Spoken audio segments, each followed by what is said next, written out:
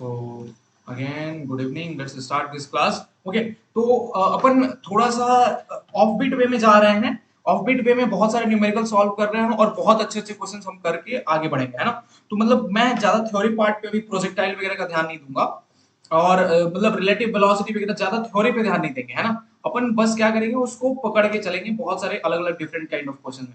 लेकिन अभी सबसे पहला एक आता है, एक बहुत अच्छा क्वेश्चन का टाइप आता है, ठीक है ना। अगर कभी दे दिया तो फिर अभी देना तो नहीं चाहिए तुम्हारे लेवल पे, लेकिन अगर कभी दे देता है तो कैसे बनाएंगे उसको समझ लो, है ना। लास्ट टाइप ऑफ क्वेश्चन है जो एक्सेलरेशन में हमें समझना था, and that is called as juggler motion. वो बार टेंडर को देखती हो, बार टेंडर्स के वीडियोस है ना बहुत सारे। तो वो क्या करते हैं, वो किसी बॉटल वगैरह को या ग्लास वगैरह को हाथ में अलग अलग वे में सेक करते हैं कि नहीं करते हैं, मतलब वो ऊपर उछालते हैं फिर हाथ में पकड़ते हैं, दो तीन ग्लासेस को एक साथ लेके, मतलब कुछ करते दिखाते हैं कि नहीं दिखाते हैं वैसे। हाँ, तो बॉल्स एक्चुअली लाइक अगर तुम सर्कस में चले जाओ तो वो बहुत सारे पांच छह बॉल्स को एक साथ ऊपर नचाते हैं, एक हाथ से दूसरे हाथ पे फेंकते हैं और उसके बाद उसको नचाते रहते हैं और बहुत सारे बॉल्स को वो कंटिन्यूअस मोशन में लेकर आ जाते हैं। तो that kind of motion is called as juggler motion. देखो जगलर मोशन में एक्चुअली में होता क्या है, सबसे बड़ी कॉन्सेप्ट है कि अगर क्वेश्चन आया तो देखो क्वेश्चन पहले तो समझ में नहीं आएगा। क्यों नहीं समझ में आएगा? क्योंकि ये मोशन ही एक अलग तरह से बनी हुई है, एक अलग तरह से कॉन्सेप्ट है इस मोशन का, ठीक है। तो उस पूरे मोशन को समझो अच्छे से। मान लो कि तुम्हारे पास एक हैंड है, okay, this is my one hand, okay, this is my another hand, okay, okay. Now let's suppose if you have any kind of tennis ball, okay, तुमने टेनिस बॉल पकड़ा हुआ है। तो अगर तुम्हें जगलर मोशन करना है, अगर मतलब उस तरह की मोशन एस्टैब्लिश करनी है तो तुम करोगे क्या? पहले एक हाथ से टेनिस बॉल को, मतलब let's suppose this is my right hand, मैं राइट हैंड से क्या करूंगा, बॉल उठाऊंगा और लेफ्ट हैंड पे थ्रो करूंगा। क्या करूंगा? लेफ्ट हैंड पे पहले मैं शिफ्ट करूंगा राइट हैंड से, ठीक है। तो मान लो ये लेफ्ट हैंड हुआ ना, तो मैं राइट हैंड से बॉल उठाया, तुरंत लेफ्ट हैंड पे भेजा, मतलब लेफ्ट हैंड पे शिफ्ट किया।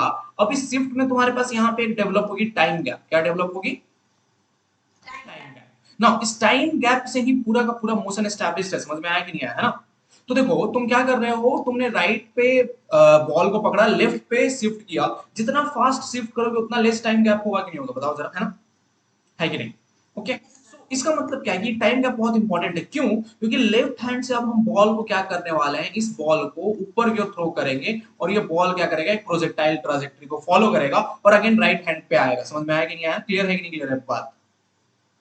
ठीक, तो देखो ये सिर्फ टाइम गैप के ऊपर पूरा फुल मोशन होता है। अगर मान लो तुम इसी तरह से पांच छह बॉल्स को पकड़ ले, लेट्स सपोज तुमने सेलेक्ट कर लिया, एक क्वेश्चन के बेसिस के ऊपर बनाते हैं, बोल रहा है कि द टाइम गैप, यही जो टाइम गैप है क्वेश्चन में बोल रहा है, टाइम गैप, लिख लो, time gap between shifting the ball from one hand to another hand means time gap between shifting the ball from one hand to another hand is equal to how much? 1 second is given. Okay, how much time you are taking to shift the ball? 1 second. And हाँ, means the time gap of shifting the ball from one hand to another hand and throwing the ball is equal to how much? 1 second. Right or not? So if juggler rotates, question आता है इस तरह से, if juggler rotates 6 balls at a time, find the maximum height, find the maximum height of the balls, find the maximum height of balls. अब तुम खुद notice करो यहाँ पे ये जो बॉल है ये मैक्सिमम हाइट एक ट्रैवल कर रहा है कि नहीं कर रहा है? एच मैक्स है, तो यही तुम्हें बॉल का एच मैक्स निकालना है छह बॉल का, ठीक है।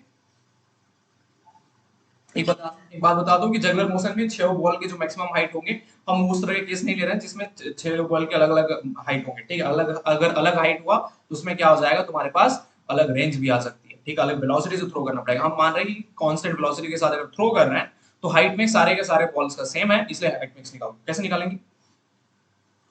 देखो अगर हाइट हाइट हाइट निकालनी है हमें, तो हाइट के लिए मैक्सिमम हाइट का जो फॉर्मूला होता है एक्चुअली में वो क्या होता है, H max you square by 2 जी।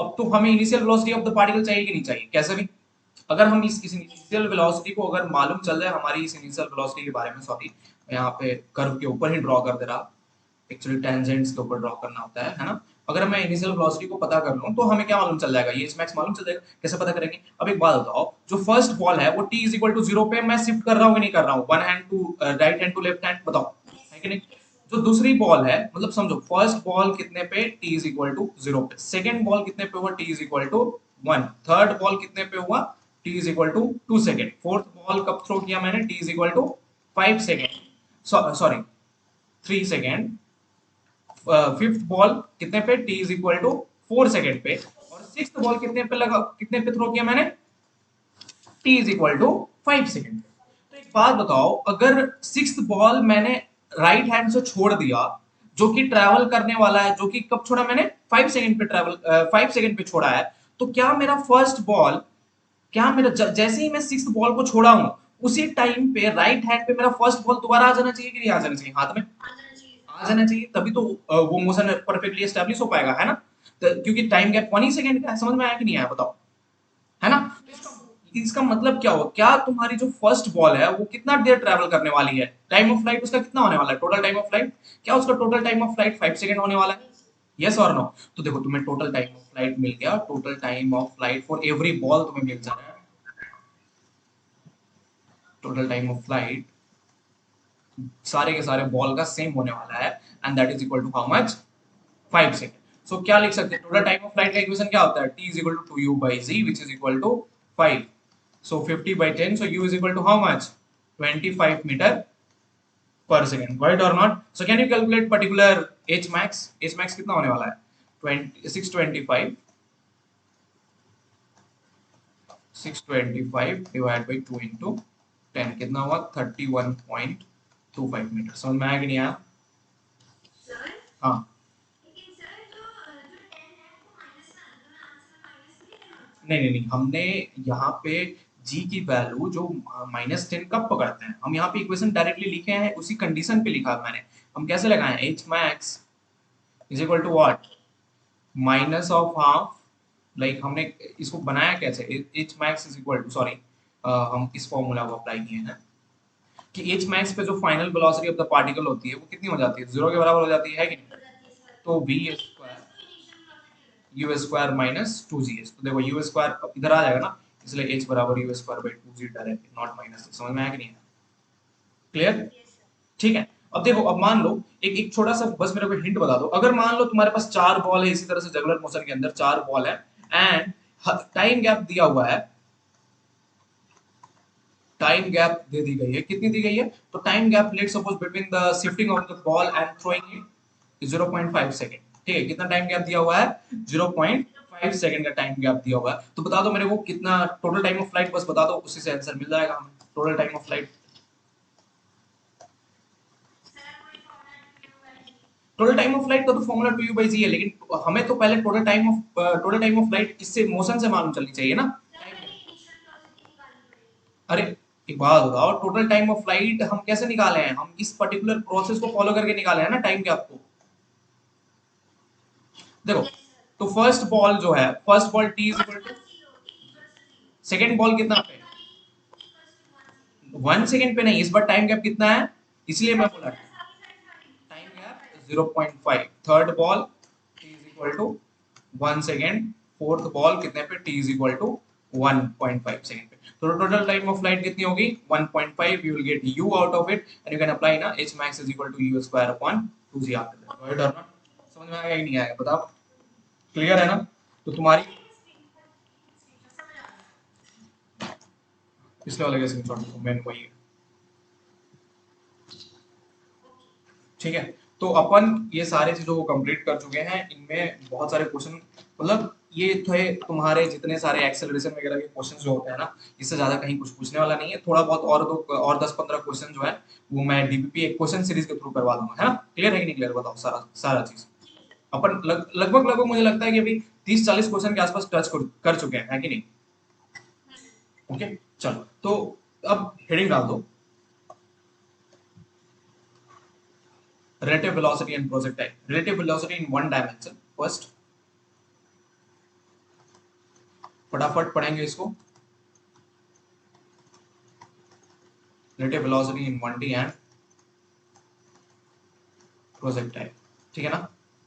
देखो अब एक बात बताओ, relative velocity in मतलब 1D के ऊपर सिंपल सा बेसिक बेसिक जो फॉर्मूला दिया जाता है वो सबसे पहले बता देते हैं। छोटा सा एक एग्जांपल लेके, अगर मान लो तुम्हारे पास कोई भी एक पार्टिकल है, पार्टिकल ए, मान लो उसकी वेलोसिटी v है, एक पार्टिकल b है, b की वेलोसिटी भी v है, ठीक है ना। v ऑफ a से डिनोट करता हूँ, पार्टिकल वेलोसिटी b की वेलोसिटी v ऑफ b से डिनोट करता हूँ। तो इनके बीच में जो रिलेटिव वेलोसिटी आती है, रिलेटिव वेलोसिटी, और कैसे हम डिनोट करते हैं, अगर सुनो अब देखो अच्छे से समझना। अगर मैं एक ऑब्जर्वर, एक चीटा को पकड़ता हूं कहां पे, तो पार्टिकल ए के ऊपर, अगर मैं चीटा को पकड़ा पार्टिकल ए के ऊपर, तो part means this A will observe the velocity of B or not, tell me yes और नो। Yes. So अगर मैं if I consider one observer on the particular person A, then it will observe the velocity of B, which will be called as a relative velocity. So if I consider theta over here, then velocity, I will write velocity of B with respect to it. If I consider my ant on B, I will consider velocity of, if I consider the observer over here, velocity of A with respect to B will change, correct or not? So velocity of B with respect to A is going to be how much? Velocity of B minus velocity of A, correct or not? Or yes or no? Yes, sir. So हाँ,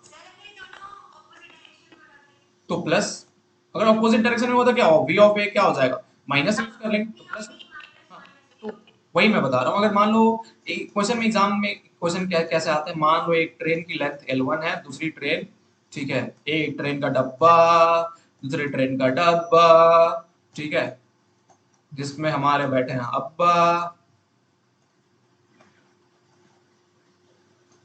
ठीक है।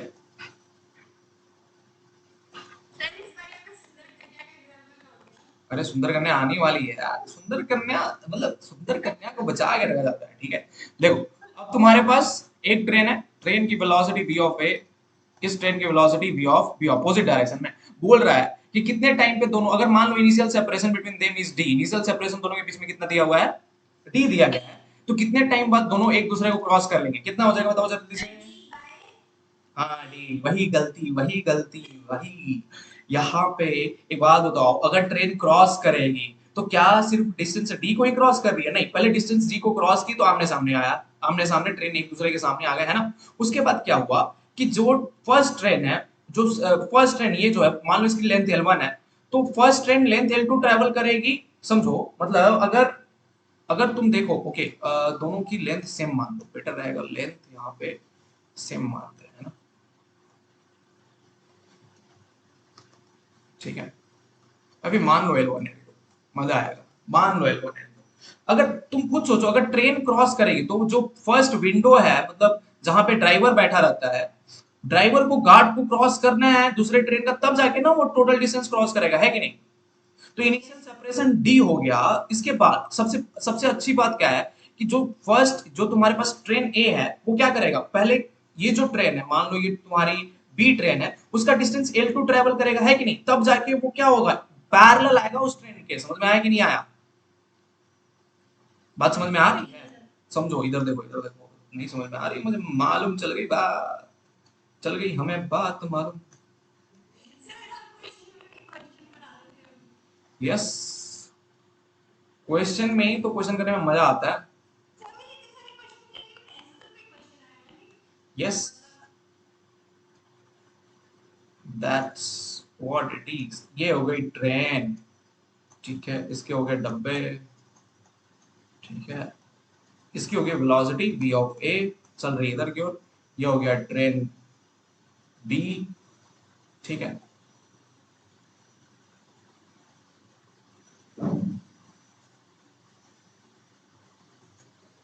इसकी हो गई velocity v of b।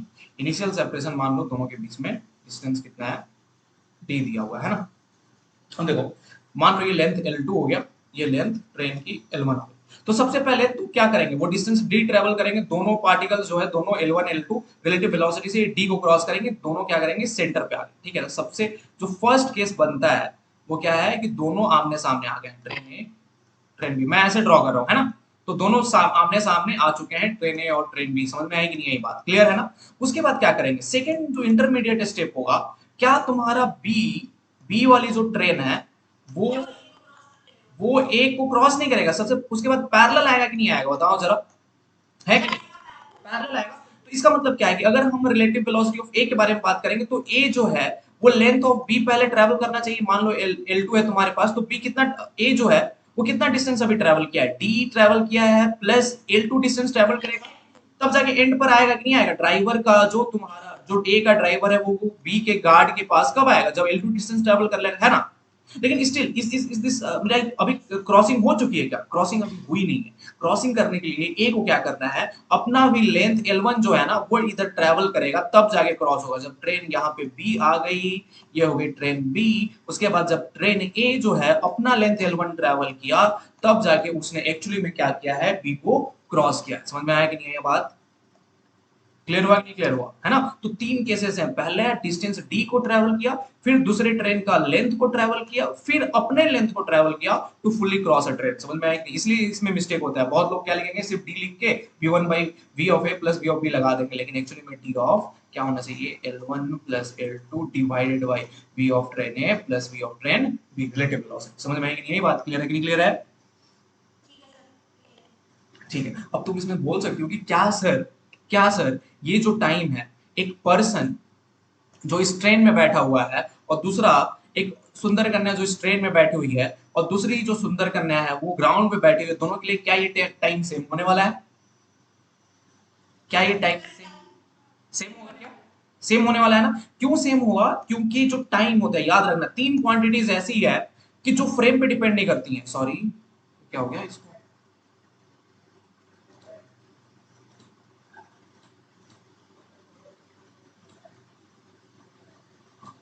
क्या मैं बोल रहा कि जो तीन क्वांटिटीज हैं फिजिक्स में ऐसी हैं जो फ्रेम से इंडिपेंडेंट रहती है। अगर अगर तुम देखो रिलेटिव वेलोसिटी क्या है, तुमने जैसे ही थीटा को चेंज किया इधर उधर इक्वेशन चेंज हो गई। एक्सेलरेशन को देखोगे, एक्सेलरेशन इधर उधर चेंज करोगे चेंज हो जाएगी। अगर तुम काइनेटिक एनर्जी पकड़ लोगे वो भी चेंज हो जाएगी, वर्क डन भी होगा वो भी चेंज हो जाएगी, सबके सब चेंज हो जाते हैं एक्सेप्ट तीन क्वांटिटी।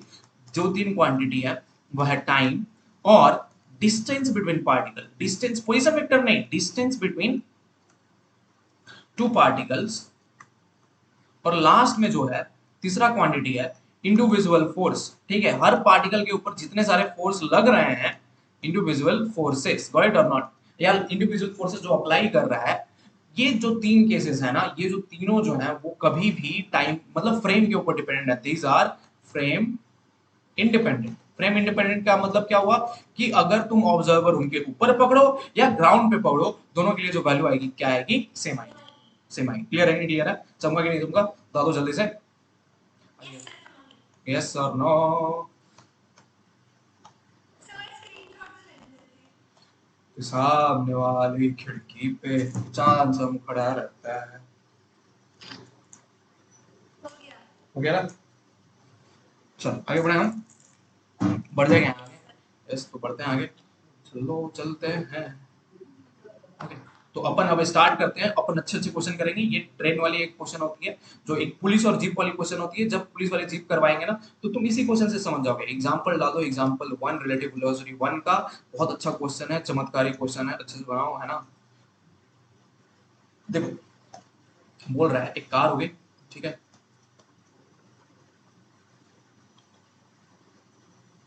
ठीक है, ये अपन की कार है ना, लैम्बोर्गिनी गलाडो, ठीक है, ठीक। यहाँ पे एक ठेला वाला है, ठीक है, ठेला वाला, ओ तरबूज ले लो, ठीक है ना, ठेले वाला हो गया, ठीक है। बोल रहा है कि at T is equal to zero, question देख क्वेश्चन क्या दे रहा है वो अच्छे से समझो। देखो बोल रहा है at T is equal to zero, ठीक है,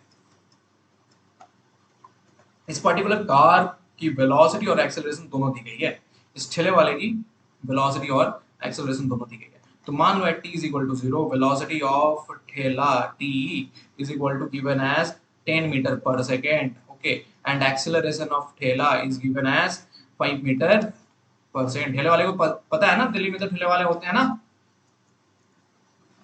एक्सेलरेशन ऑफ कार मान लो दिया गया है 3 मीटर पर सेकेंड स्क्वायर, और वेलोसिटी ऑफ कार दी गई है तुम्हारे पास 20 मीटर पर सेकेंड, है ना। तो एक बात बताओ, अगर हम दौड़ाते हैं तो क्या ये कार इस ठेले वाले को क्रॉस करेगा, है ना, क्या ये कार ठेले वाले को क्रॉस करेगा, है कि नहीं। अब तुम्हें बताना है कि भाई कितने डिस्टेंस पे क्रॉस करेगा या नहीं करेगा, क्या होगा जब दोनों में एक्सेलरेशन और वेलोसिटी दोनों दी जाए, तब तुम्हें बतानी ये बात, जल्दी से बता दो।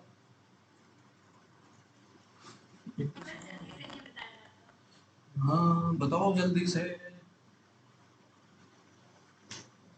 अच्छा, सबसे पहले तो एक बात बता दो, अगर मैं यहाँ पे चमत्कारिक पर्सन हूँ, मैं एक बहुत लाइक, तुमने एक बहुत अच्छी मतलब मेरी फेवरेट वेब शो आती थी, ठीक है, लाइक फ्रेंड्स और how I met your mother, वो उसमें एक बार्नी नाम का एक बहुत शख्स रहता था, ठीक है, मेरा फेवरेट कैरेक्टर है वो, है ना, वो बोलता था the world is legendary, we have to think like legendary, right or not? So we have, this is a legendary question with awesome explanation, so you have to make it awesome, right or not? Just make it awesome. Tell me, first of all, let's suppose I am that awesome person standing on the ground, right or not? ठीक है, अब बता दो, अगर मैं awesome person हूँ तो दोनों चीजें तो मेरे को मूव करती हुई दिखाई पड़ेगी कि नहीं पड़ेगी, बताना जरा। पड़ेगी एकदम से। अब मैं मान लूं मैं बन गया चीटा, दूसरे जन्म लिया मैंने, दूसरा जन्म में मैं बन गया चीटा, चीटा बन के मैं कहाँ पे बैठा हूँ, मैं बैठ गया ठेले वाले पे, ठीक है ना। तो अब मैं अगर ठेले वाले पे बैठ गया तो मेरे लिए ठेला क्या दिखाई देगा, रेस्ट में, वेलोसिटी या एक्सेलरेशन से क्या दिखाई देगा, बताना जरा। कैसे नजर आएगा, तुम कार में बैठ के कार चलाते हो तो तुम्हें ये समझ में आता है क्या कि कार मूव कर रहा है, बताना जरा। सीटें मूव करती है क्या तुम्हारी कार की, नहीं ना।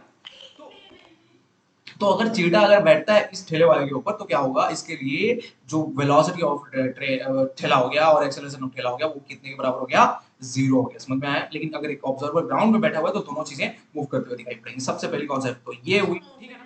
तो हमें पता करना था कि ये जो कार है, एक्चुअली मैं चीटा को ठेले पे क्यों बैठाया, क्योंकि हमें पता करना था कि कार कब क्रॉस कर रही है इस ठेले वाले को, है ना। तो कार की रिलेटिव वेलोसिटी हमें ठेले वाले के रिस्पेक्ट में डिफाइन करनी है, तो डिफाइन कर दो भैया, कार की velocity of car with respect to ठेला वाला। तो क्या हो जाएगा, velocity of car minus velocity of ठेला वाला, कार की वेलोसिटी कितनी हो गई 20, ठेले की वेलोसिटी कितनी हो गई 10, तो कितना लिखोगे, हो गए 20 माइनस 10 कितनी के बराबर हो गई, तो 10 मीटर पर सेकंड। ये सर नो। अब एक्सेलरेशन, अब देखो यहाँ पे एक्सेलरेशन भी है ना, दोनों तो वेक्टर क्वांटिटीज, तो इसका मतलब क्या हुआ, रिलेटिव एक्सेलरेशन भी प्रेजेंट होगा, है कि नहीं, बताओ जरा। Relative acceleration of car with respect to ठेले वाला क्या हो गया, acceleration of car minus acceleration of ठेले वाला which is equal to how much. अब देखो ये चमत्कार हुआ, 3 minus 5 which is equal to -2 meter पर सेकंड स्क्वायर। अब तो कहानी में ट्विस्ट है। ट्विस्ट कैसा है बता सकते हो क्या, बता सकते हो क्या कि कैसी ट्विस्ट आई हुई है कहानी में, बता पाओगे। माइनस क्यों आया, क्यों, मैंने कार की रिलेटिव वेलोसिटी ठेले के रेस्पेक्ट में डिफाइन की, so a of c minus a of t, so 3 minus 5, क्योंकि कार मेरे को क्रॉस करने वाली है, ठेला मेरे को क्रॉस नहीं करने वाला है, कार जो है ठेले को क्रॉस करने वाली है, तो हमें क्या बताना होगा किसके रेस्पेक्ट में कौन मूव कर रहा है, तो ठेले के रेस्पेक्ट में कार मूव कर रहा है ना, बताओ जरा, है कि नहीं। तो इसलिए हमने डिफाइन किया acceleration of again c of car with respect to ठेला वाला, if I apply that a of c minus a of t आ जाएगा, 3 माइनस 5 अप्लाई करेंगे तो आंसर कितना है, -2 मीटर पर सेकंड स्क्वायर। क्लियर है कि नहीं क्लियर है, ठीक, बस अभी वैल्यू समझ लो, अभी अभी इसकी रियलिटी पे आ रहे हैं। अब देखो, रियलिटी ये बताती है कि अब अगर चीटा कार ठेले पे बैठा हुआ है, तो ये जो कार है, कार को मैंने एक छोटे से ब्लॉक से दिखा दिया, कार की जो मोशन है कैसे मैं डिफाइन कर रहा हूँ, कार की जो वेलोसिटी है, velocity of car with respect to ठेले वाला, वो पॉजिटिव दिखाई पड़ रही है, वो कितनी है 10 मीटर पर सेकेंड है, लेकिन acceleration of the car with respect to ठेले वाला क्या है, -2 मीटर पर सेकेंड स्क्वायर। समझ में आया कि नहीं आया, कितने के बराबर है, -2 मीटर पर सेकेंड स्क्वायर के बराबर है। ये बात क्लियर हुई कि नहीं क्लियर हुई, तो इसका हम एक्चुअल मीनिंग निकाल क्या सकते हैं। अब देखो एक्चुअल मीनिंग क्या है कि जो ठेला है तुम्हारे पास, वो कितने कितने डिस्टेंस की दूरी पर खड़ा है, 60 मीटर पे, है ना। अब एक बात बताओ, जब बैकवर्ड एक्सेलरेशन आता है तो क्या आता है, कौन सी कॉन्सेप्ट लगती है, अगर अगर बैकवर्ड एक्सेलरेशन आया, देखो माइनस आ गया कार का ठेले के रिस्पेक्ट में, तो इसका मतलब क्या है कि यहाँ पे बैकवर्ड एक्सेलरेशन वाला कॉन्सेप्ट लगेगा। इसका मतलब क्या है कि क्या कार की वेलोसिटी विद रिस्पेक्ट टू ठेला will be zero somewhere over there, yes और नो। और उसके बाद कार क्या होगा, रिटर्न करने लगेगा ना ठेले के रिस्पेक्ट में। ऐसा क्यों हो रहा है तुम खुद सोचो, देखो कार एक्सेलरेशन ऑफ ठेला कितना है 5, एक्सेलरेशन ऑफ कार कितना है 3 मीटर पर सेकंड स्क्वायर, बताओ ये समझ में आ रही है बात, दोनों इक्वेशन समझ में आए। अब बताओ, वेलोसिटी ऑफ भले ठेला कम है 10 मीटर पर सेकंड है, वेलोसिटी ऑफ कार भले ज्यादा है 20 मीटर पर सेकंड, लेकिन कुछ समय बाद let suppose after 10 second 5 second, क्या कार की वेलोसिटी, क्या ठेले की वेलोसिटी ज्यादा हो जाएगी, क्योंकि यहाँ पे क्या प्रेजेंट है, एक्स्ट्रा एक्सेलरेशन प्रेजेंट है कि नहीं प्रेजेंट है, बताओ जरा। ठीक, तो इसका मतलब क्या हो कि अगर मान लो कार फर्स्ट टाइम में क्रॉस किया, फर्स्ट टाइम में पहली बार में क्रॉस कर भी गया due to the extra velocity, लेकिन बाद में क्या करेगा, ठेला फिर से कार को क्रॉस करेगा नहीं करेगा, बताओ। अगर मान लो यहाँ पे इस पोजीशन पी के ऊपर अगर यहाँ पे कार ओवरटेक कर रहा है ठेले को, कुछ समय बाद क्यू के ऊपर क्या करेगा, ठेला मेरे को क्रॉस करेगा, ठेला एक्चुअली ओवरटेक करेगा कार को की नहीं, बताओ जरा, होगा ना। तो इसका मतलब क्या है, इसका मतलब क्या है कि क्या मेरा ठेला और कार का यहाँ पे अगर इस तरह की एक्सेलरेशन और वेलोसिटी वाली क्वेश्चन दे दी जाए, पैरेलल, ठीक पैरेलल तो है, लेकिन क्या हमें यहाँ पे क्रॉसिंग का दो इक्वेशन बन के आ सकता है, एक जहां पे कार ओवरटेक कर रही है ठेले को, और दूसरा जब ठेला ओवरटेक कर रहा है कार को, है कि नहीं, बताओ जरा, यस और नो, यस और नो। तो देखो इस पर्टिकुलर केस ये था कि this is happening with respect to an observer sitting on the ground, लेकिन मैं मान लिया हूं चीटा इस पर्टिकुलर ठेले के ऊपर, तो इसके लिए सबसे इजी टेक्निक क्या हो सकती है। तो देखो चीटा जब कार को देखेगा, कार दौड़ते धूम मचाते आ रही है, धूम धूम धूम धूम धूम धूम धूम धूम धूम, और फटाक से क्रॉस की चीटे को, लेकिन चीटा अब क्या कर रहा है, अपना वेलोसिटी बढ़ा रहा है, तो उसके लिए क्या दिखेगा, वो जब सामने जा रहा होगा चीटा, और कार भी सामने जा रही होगी, लेकिन कार की एक्सेलरेशन उतनी ज्यादा नहीं है, तो चीटा क्या फील करेगा कि कार कार स्लो हो रही है, समझो कार क्या हो रही है, स्लो हो रही है। स्लो होने का मतलब क्या है कि कुछ समय बाद ऐसा लगेगा कि अरे यार कार तो मेरे लिए स्टॉप होगी, जब क्या होगा, चीटा एकदम कार के पैरेलल आ जाएगा, समझ में आया कि नहीं आया, बताओ, यस। तो वहां पे वेलोसिटी ऑफ कार कितनी हो गई, जीरो। तो दो कॉन्सेप्ट है, इसीलिए हम यहाँ पे रिलेटिव वेलोसिटी में यहाँ पे क्या लगाते रहे, बैकवर्ड एक्सेलरेशन का कॉन्सेप्ट से मतलब क्या चल रहा है कि with respect to cheetah somewhere the velocity of car with respect to theta will be equal to zero, and वहां से वो बैक टर्न लेगा, जब बैक टर्न लेगा मतलब मान लो यहाँ पे दो इक्वेशन, मतलब दो तरह के कॉन्सेप्ट है, क्या है कॉन्सेप्ट कि अगर मान लो कि डिस्टेंस एट विच, मतलब हमें तो मालूम है कि अगर बैकवर्ड एक्सेलरेशन है तो कहीं ना कहीं वेलोसिटी जीरो होने वाली है, तो अगर डिस्टेंस 60 मीटर से कम है, तो इसका मतलब क्या होगा, कार कभी भी ठेले को क्रॉस नहीं करने वाला है कि नहीं, बताओ, नहीं। अगर लेकिन अगर मान लो तुम्हारे पास डिस्टेंस ऑफ लाइक डिस्टेंस पर the velocity of car with respect to ठेला is becoming less than zero, तो वो क्या करेगा, वो दो बार इस ठेले को क्रॉस करने वाला है, समझ में आया कि नहीं आया। तो तुम्हें दोनों केस मिल सकते हैं, लेकिन नीट में तुम्हें कैसा केस मिलने वाला है, तो तुम्हें मिलने वाला है डिस्टेंस लेस देन 60 मीटर, समझ में आया कि नहीं है। लेकिन जेई में जाओगे तो वहीं पे मिलने वाला है, दोनों टाइम निकालना पड़ता है। क्लियर है कि नहीं क्लियर है, बताओ, समझ में आया कि नहीं आया, राशि, हाँ हाँ। मैंने बोला कि मैंने बोला कि अगर कुछ दूरी पे इस कार की वेलोसिटी है वो जीरो होने वाली है कि नहीं है, ठीक। अगर मान लो कि कुछ डिस्टेंस, वो जो डिस्टेंस है जहां पे वेलोसिटी जीरो होने वाली है, वो डिस्टेंस लेस देन अगर 60 मीटर है, तो कभी भी कार ठेले को टक्कर मारेगी क्या, नहीं। लेकिन अगर मान लो, अगर तुम्हारे पास जो डिस्टेंस है जहां पे कार की वेलोसिटी ठेले के रिस्पेक्ट में 60 मीटर से ज्यादा के ऊपर जीरो हो रही है, तो क्या वो ठेले को दो बार टक्कर मारेगी क्या, यस और नो। एक बार जब यहाँ पे हिट किया, उसके बाद ठेला जब ओवरटेक करने लगा, तो ठेला कार को हिट हिट किया, समझ में आया कि नहीं आया, बात क्लियर है कि नहीं क्लियर है ना। तो नीट में जो है क्वेश्चन कैसा देने वाला है, तुम्हें डिस्टेंस लेस देन 60 मीटर का देने वाला है, तो देखो इसी पे बना दो, चेक वेरीफाई करते हैं भैया कि सर हमारी आंसर सही आ रही है कि नहीं आ रही। तो देखो velocity of car with respect to ठेला कितना है, 10 मीटर पर second, acceleration of car with respect to ठेला -2 मीटर पर सेकंड। तो चेक करो कहां पे सबसे पहले वेलोसिटी जीरो हो रही है, तो क्या लगाओ, दो velocity of car, final velocity final, ठीक है ना, final velocity of car with respect to theta square is equal to initial velocity of car with respect to theta square plus 2a s. S is the distance where the velocity of car with respect to theta is going to be zero. Yes or no? Clear है कि नहीं clear है, बताओ जरा जल्दी से fast. Yes. तो velocity, final velocity तो पार्टिकल की जीरो होने वाली है ना car with respect to theta, zero is equal to initial velocity तो मालूम है 10, सो 10 स्क्वायर -2 इंटू एक्सेलरेशन कितना है, 2 इंटू डिस्टेंस एस, तो एस की वैल्यू कितनी है, 25 मीटर आएगी, नहीं है, तो इसका मतलब मालूम क्या चला कि ये जो डिस्टेंस एस है क्या वो लेस देन 60 मीटर है कि नहीं, बताओ जरा। तो इसका मतलब जो कार है विद रिस्पेक्ट टू ठेला पहले ही कभी टक्कर नहीं मारने वाली, ये मतलब इसका क्या है कि ये जो कार है कभी भी इस ठेले को ओवरटेक कर ही नहीं पा रही है, समझ में आया कि नहीं आया बात। ये डिस्टेंस इतना बड़ा है 60 मीटर कि ये कार जो है कभी भी इस ठेले को ओवरटेक कर ही नहीं पा रहा है, यही मतलब समझ में आया।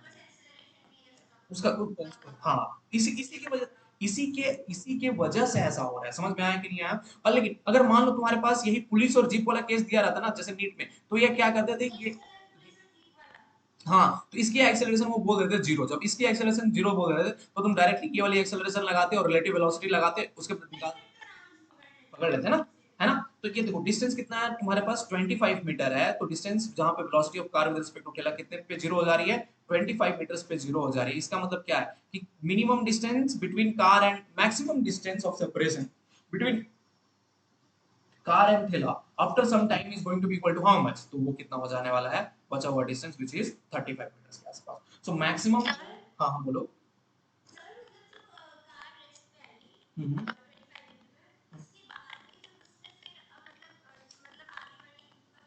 हाँ हाँ क्रॉस नहीं कर पाएगी ना, वो तो बैक होते जाएगा ना, क्योंकि इसकी एक्सेलरेशन तो काफी ज्यादा है ना, 3 मीटर पर सेकेंड ज्यादा है ना, तो वो एक्सेलरेशन इस वेलोसिटी फैक्टर, ठेले के वेलोसिटी फैक्टर को और ज्यादा बढ़ाते जाएगा, नहीं बढ़ाते जाएगा, समझ में आया कि नहीं आया?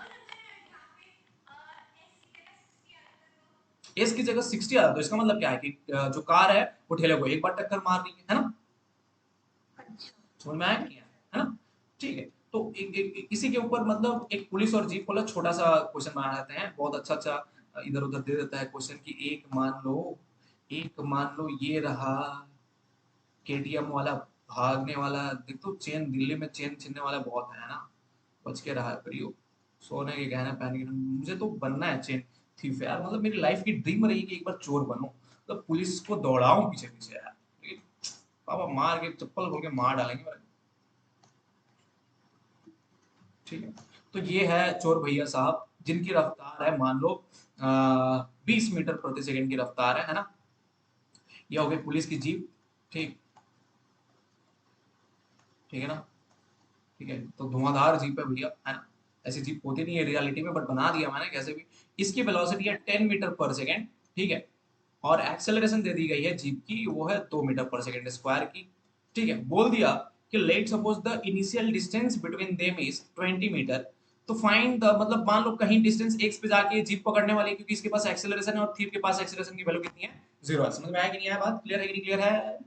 क्लियर। तो एक्स डिस्टेंस पे क्या है, जीप थीप को पकड़ने वाली है, और आफ्टर टाइम टी भी पकड़ने वाली है, तो तुम्हें दोनों फाइंड आउट करना है, एक सॉर्ट जल्दी से बता दो मेरे को। हम्म।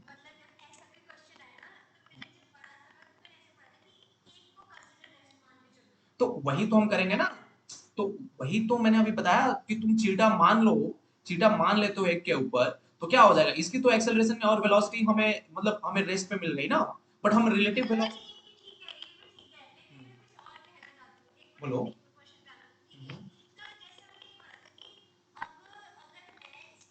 हम्म। हाँ। हम्म।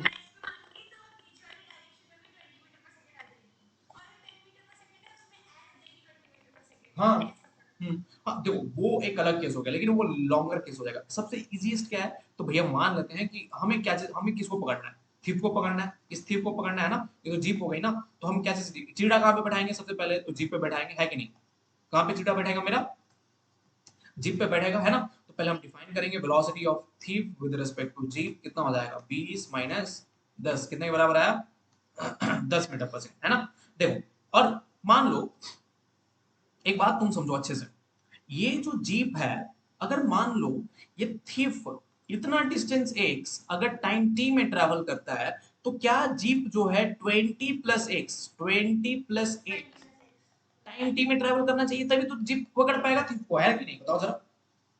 यस और नो, तो इसका मतलब क्या हुआ कि उस टाइम में थीफ को कितना ट्रैवल करना है, सिर्फ 20 एक्स डिस्टेंस ट्रैवल करना है उस टाइम पे, लेकिन जो जीप है उसको कितना ट्रैवल करना है, 20 प्लस एक्स ट्रैवल करना है, ठीक है ना। तो इस रिलेटिव वेलोसिटी की इक्वेशन के थ्रू बना सकते हो, या फिर डायरेक्टली इक्वेशन कैसे लिख सकते हो, तो देखो मान लो हम अगर हम थीफ का अगर हम डिस्प्लेसमेंट इक्वेशन लिखें, तो एक्स बराबर क्या आ जाएगा, displacement of thief means X with respect to thief अगर हम लिखते हैं जिसकी एक्सेलरेशन 0 है, तो velocity of thief into time T, velocity of thief into time T अगर लिखते हो तो 20 इनटू टाइम टी आ गया, ये है एक्स ऑफ टी। लेकिन जो तुम्हारे पास इक्वेशन आएगा यहाँ से, लाइक अगर हम जीप का इक्वेशन लिखते हैं तो क्या आएगा, 20 प्लस एक्स हमें ट्रैवल करना है कितने टाइम पे, तो टाइम उसी टाइम पे ट्रैवल करना है, तो उसी टाइम पे इसका मतलब क्या हो, इनिशियल वेलोसिटी ऑफ जीप कितनी है 10 है, तो 10 into time T plus half of half T square, ठीक है ना, टू टू कैंसिल। अब देखो 20 plus 20 T is equal to 10 T plus of T square. अब यहाँ पे लिख दो इक्वेशन,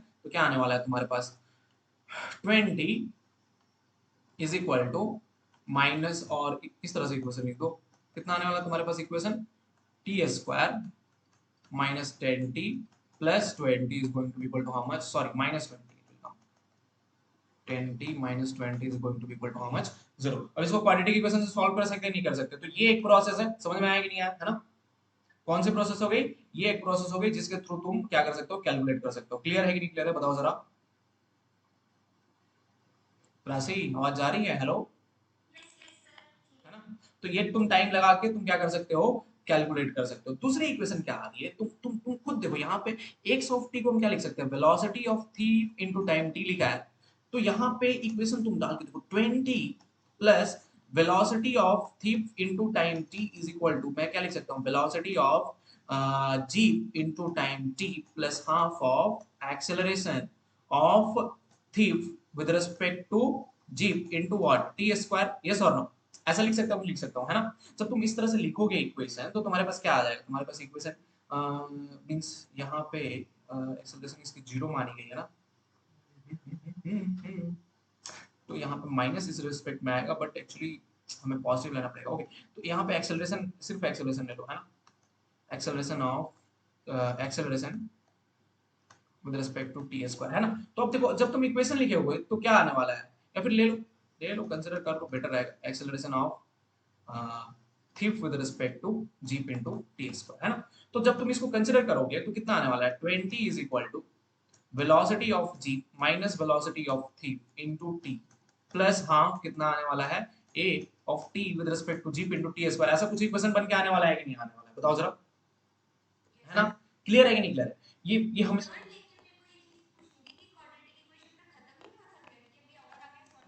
यस, यहाँ पे इसको सॉल्व करना है तुम्हें, t इज इक्वल टू क्या हो जाएगा, माइनस मतलब minus minus plus 10 plus minus root over B square plus 4 two 8। हम्म,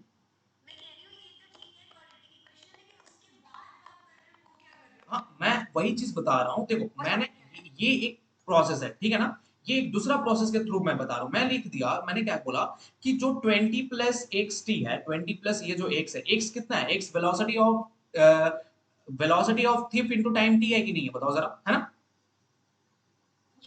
वेलोसिटी एक्स जो डिस्टेंस है, ये जो एक्स डिस्टेंस है, क्या वो velocity of thief into time T है, ऑफ कोर्स ऐसा है।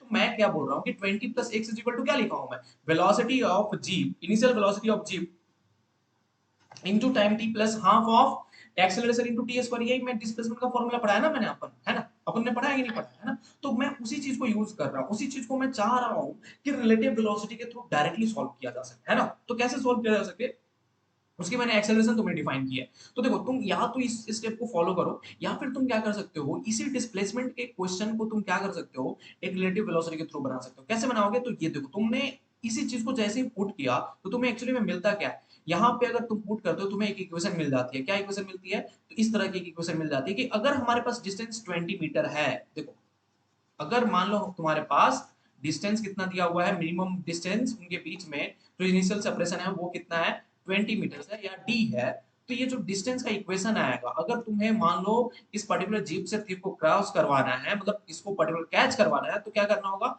Distance d is equal to लिखना होगा velocity of thief with respect to jeep into time t after which they are catching each other plus half of acceleration of thief with respect to g into t square, word और not, ये मैं अभी तुम्हें करके दिखाया कि अगर तुम इन दोनों इक्वेशंस को पुट करते हो एक दूसरे का, यहाँ पे इनिशियल वेलोसिटी ऑफ t लिख लो, यहाँ पे इनिशियल वेलोसिटी ऑफ j लिख लो, तो तुम्हें अल्टीमेटली यही इक्वेशन मिल के आने वाला है। समझ में आया कि नहीं, यही बात क्लियर है कि नहीं क्लियर है, बताओ जरा, ठीक है ना। तो डायरेक्ट तुम्हें मिनिमम सेपरेशन, मतलब जो initial separation is equal to velocity of thief with respect to jeep into T plus half of acceleration of thief into jeep into T square, ऐसा तुम रख दोगे, आंसर खुद पे खुद बन के आ जाएगा। समझ में आया ना। देखो तुम खुद देख लो, तुम देखो डिस्टेंस कितना है 20, velocity of thief with respect to jeep कितना है 10 मीटर पर सेकंड, है कि नहीं, है ना, इनटू टाइम टी प्लस तुम्हारे पास यहाँ पे इक्वेशन क्या आ जाएगी, यहाँ पे इक्वेशन क्या आएगी, half of acceleration of thief कितना है 0, एक्सेलरेशन ऑफ जीप कितना है 2, तो यहाँ पे -2 इंटू टी स्क्वायर आ रहा है। एक मिनट मेरे को देखने दो,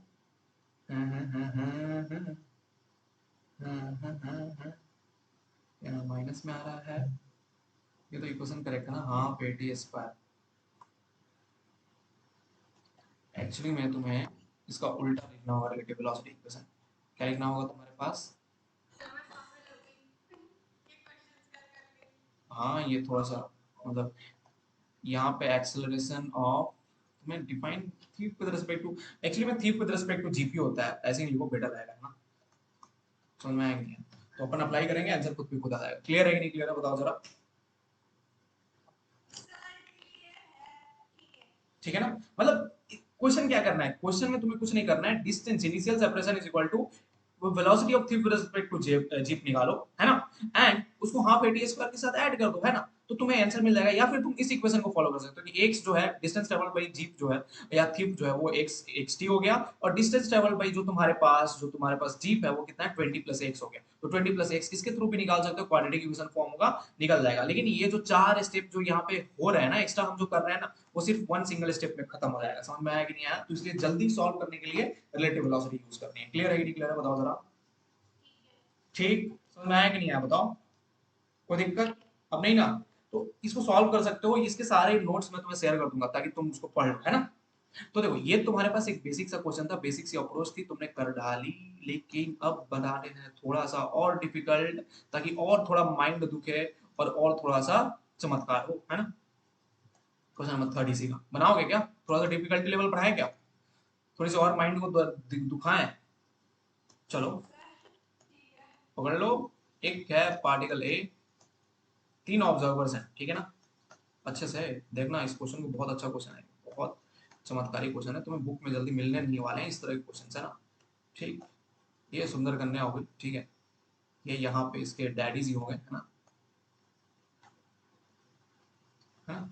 ये जो तुम्हारा इसका हस्बैंड होने वाला है, उसका मतलब कैप बना दो ऐसा, है ना, ये है। ठीक है, बोल रहा है कि ये पॉइंट मान लो ए है, बी है, सी। क्या दिया हुआ है कि तीनों के बीच में जो इनिशियल सेपरेशन है वो कितने के बराबर है? डिस्टेंस डी के बराबर है। दोनों के मतलब तीनों के बीच में जो इनिशियल गैप्स हैं वो कितने के बराबर है? डिस्टेंस डी के बराबर है। मान लो ए जो है रफ्तार 5 मीटर पर सेकंड से स्टार्ट होता है।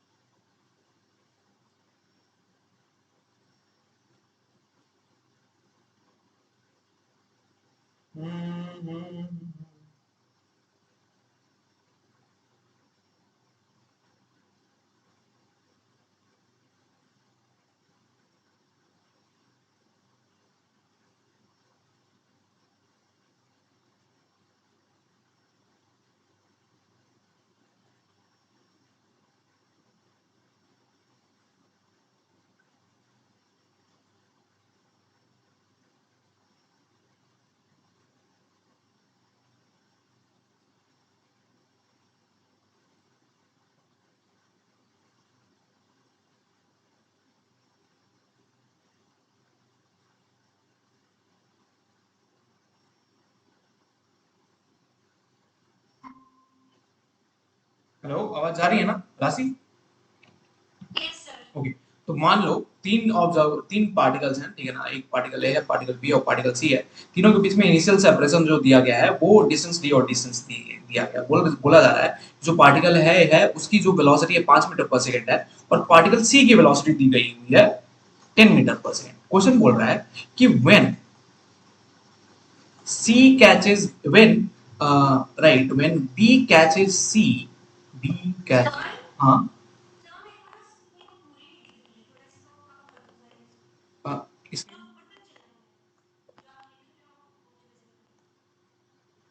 इसको कम करने का साइज आई थिंक, एक मिनट स्क्रीन शेयर नहीं हुई, सॉरी। अभी दिख रहा है? उस वाले पे पिन कर दो, है ना।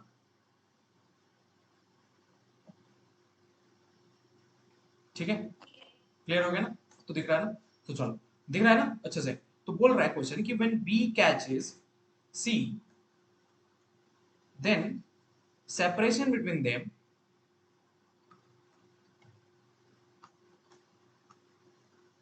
separation between them then separation between wait 1 minute, then separation between A and C is 3D. Okay, then find speed of B. Find speed of B. Question समझ में आया कि नहीं है? बोल रहा है कि जब बी जो है, जब ये जो पार्टिकल बी सी को कैच करता है, ठीक है ना, तब जो तुम्हारे पास ए और सी के बीच में जो सेपरेशन आती है वो कितने के बराबर आती है? 3D के बराबर आती है। तो पूछ रहा है कि बी की रफ्तार बताओ कितनी होगी। अच्छा सुनो,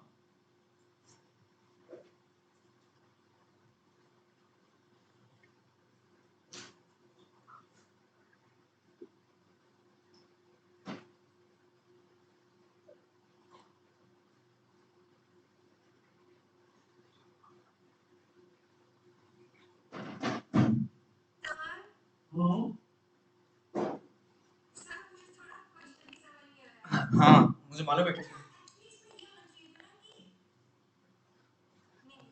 हाँ हाँ हाँ, मैं बोल रहा हूँ कि जब बी सी को पकड़ता है, जब बी सी को पकड़ लेता है, तब तुम्हें बतानी है कि एक बी की रफ्तार, मतलब जब बी सी को पकड़ता है उस टाइम पे ए भी कुछ दूर आगे चलेगा या नहीं चलेगा, बताओ पहले। हाँ, ए कुछ जो है आगे चलेगा, है ना? ए जब आगे चलता है तो बताओ कि उस समय मतलब दे दिया जा रहा है कि ए और सी के बीच में तब सेपरेशन हो जाता है 3D। तो क्वेश्चन बताओ, तो बताओ तुम कि बी की रफ्तार कितनी होनी चाहिए, है ना? पता है कुछ क्वेश्चन दिया हुआ है ना, अच्छे से बनाओ, बन जाएगा। इजी क्वेश्चन है, ऐसा नहीं है कि बहुत चमत्कारी क्वेश्चन है। हाँ, मैं बोल सकता हूँ कि लेजेंडरी है, it's legendary, okay, it's too much legendary. चानना बाहुबली साम्राज्य। देखो, अरे हमारी कुछ बालक, अब तुम हमारे साइड के बारे में बोल रहे हो, मतलब ये हमको वाला जो शब्द है ना वो हमारे तरफ बहुत ज्यादा यूज होता है। ओके, तो मतलब बिहार में काफी ज्यादा पीपल लोग तुमने मनोज वाजपेयी को सुना ही होगा, पंकज त्रिपाठी के सब अपने तरफ के हैं, है ना? तो देखो, ये हो गया पार्टिकल हेड, ठीक है ना? मान लो एक ऐसे रेफरेंस, जब भी इस तरह के क्वेश्चन है ना, सबसे पहली काम जो है ना वो क्या करो, 1 मिनट, जो तुम्हारे पास जो फर्स्ट पार्टिकल है, जो तुम्हारे पास इनिशियल पार्टिकल है, इधर वाली जो लेफ्ट मोस्ट पार्टिकल है, उसी के ऊपर कोऑर्डिनेट ड्रॉ कर दो। सबसे पहले जो काम होनी चाहिए वो कोऑर्डिनेट एक्सिस की ड्राइंग होनी चाहिए, तब तुम इस क्वेश्चन को सिंपलीफाई कर पाओगे, वरना ये जिंदगी में क्वेश्चन नहीं बनने वाला है इस तरह के क्वेश्चन, है ना? तो देखो करना क्या है, अब जैसे ही हमने सिंपलीफाई किया तो हमारे पास एक बहुत अच्छा चीज आ गया, ये हो गया तुम्हारे पास, ये हो गई थी तुम्हारी इनिशियल पोजीशन ऑफ बी, सी यहाँ पे रखा हुआ था, ठीक है ना? तो एक बात बताओ, जब बी सी को कैच करेगा, तुम खुद सोचो, जब बी सी को कैच करेगा तो क्या सी उस टाइम पे, मतलब जब बी पीछे से दौड़ते हुए आ रहा है, दौड़ते हुए आ रहा है और सी को कैच कर रहा है, तो सी उस टाइम पे इस डिस्टेंस एक्स पे आ जाएगा कि नहीं आ जाएगा, बताओ जरा, है ना? यस, क्योंकि सी के पास तो रफ्तार है ना, बी के पास भी रफ्तार है। मान लो वेलोसिटी ऑफ बी दी गई है कितनी, वी ऑफ बी दी गई है, तो वेलोसिटी, तो एक बात बताओ, कैच तभी ना कर पाएगा कैच। एक बात बताओ, तुम खुद सोचो, पहले वाले केस में तो जीप है, क्या थीफ वहीं पे खड़ा रहता है और पुलिस आगे पकड़ लेती है? नहीं ना, नहीं ना, उसके पास वेलोसिटी है तो वो आगे जाएगा ना, कुछ डिस्टेंस एक्स जाएगा, एक्स के ऊपर जीप को क्या करना होगा कि वो डिस्टेंस एक्स प्लस जो इनिशियल सेपरेशन है उन सारे को उसी टाइम पे ट्रैवल करना होगा जितना टाइम पे जो तुम्हारा थीप है वो डिस्टेंस एक्स ट्रैवल कर रहा है। समझ में आया कि नहीं आया? तो मतलब कम टाइम पे जीप को ज्यादा ट्रैवल करना है और थीप को तो भाई जितना ट्रैवल कर सके कर ले, है ना? समझ में आया कि नहीं ये बात, है ना? तो यहाँ पे हमें क्या करना है कि लेट सपोज ये पॉइंट डी एक ऐसा पोजीशन है जहां पे ये जो बी है अपन का, तो बी को थोड़ा सा यहाँ पे मिनिमाइज कर दो, है ना? ये बी की इनिशियल पोजीशन थी, ठीक है? ठीक, यहाँ पे बोलो।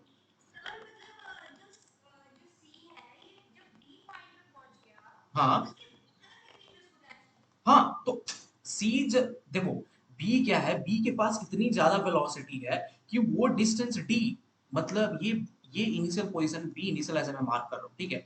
तो बी के पास इतनी ज्यादा वेलोसिटी है कि वो जो डिस्टेंस डी है और डिस्टेंस एक्स जो है वो कितने टाइम पे ट्रैवल कर ले रहा है, वो कितने टाइम पे ट्रैवल कर ले रहा है? तो वो लेस टाइम पे ही ट्रैवल कर ले रहा है। समझ में आया कि नहीं आया? हाँ, बी जो है वो लेस टाइम पे ही ट्रैवल कर ले रहा है ना? ठीक, ये बात हम लेके चल रहे हैं। हाँ, मतलब इस एजम्पशन को लेके चल रहे हैं, तभी जाके हमारे पास आंसर आने वाला है, वरना ऐसा आंसर नहीं आएगा। ठीक है ना? क्लियर? देखो मैं क्या बोल रहा हूँ कि जब बी सी को पकड़ रहा है, बी जब सी को पकड़ ले रहा है, तो क्या बोल रहा है कि when B catches C, then the separation between A and C is given as 3D. तो let's suppose B is catching C after some time t. In that time t, the C will travel x distance, but this B will travel how much distance? D plus of, हाँ, d plus of x कितने time पे travel करेगा? Time t पे travel करेगा। लेकिन एक बात बताओ, हाँ हाँ, यस, तो अब एक बात बताओ, उस टाइम के अंदर, उसी टाइम के अंदर क्या ये जो पार्टिकल ए है वो कुछ और डिस्टेंस ट्रैवल कर लेगा? So this is the distance travelled by a, right और not, in how much time? So this distance of d of a, can I write it as velocity of a into time t, same time, yes और no?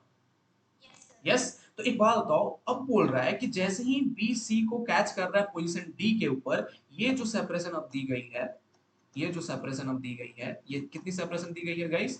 तो ये जो separation है वो तुम्हारे पास कितने के बराबर है? 3D के बराबर है। क्लियर है कि नहीं क्लियर है? बताओ जरा, क्लियर है कि नहीं क्लियर? ठीक, अब देखो, according to the given question, according to the given question, ये जो डिस्टेंस है यहां से लेके सी तक का, क्या वो डिस्टेंस 2D के बराबर है? बताओ। Initial initial separation between a and c कितने के बराबर है? 2D के बराबर है। तो ये सारी तुम्हें पहले वेरिएबल्स ड्रॉ कर लेनी है। क्लियर होगा कि नहीं क्लियर हो? बताओ जरा, है ना? दिमाग घूम रहा है, कंफर्म दिमाग घूम रहा है। अच्छा क्वेश्चन है इसलिए दिमाग घूम रहा है। समझ में आया कि नहीं है बात? अच्छे क्वेश्चन पे दिमाग है ना? तो देखो मतलब पॉइंट हुआ क्या, मैं क्वेश्चन दिया हूँ ऐसा कि बी जो है सी को कैच कर रहा है, बी सी को कैच कर रहा है, मान लो उस टाइम पे अगर, अरे यार यही बात अच्छा नहीं लगता है, फिजिक्स है, फिजिक्स की तरह लिखा करो। तो अब देखो, अब एक बात देखो, तुम अगर बी सी को कैच करेगा तो इसका मतलब क्या है कि let suppose velocity of b दी गई है, v of b, velocity of c दी गई है, वेलोसिटी ऑफ सी, ठीक है ना? तो एक बात बताओ, velocity of, let suppose time taken by B, T is what?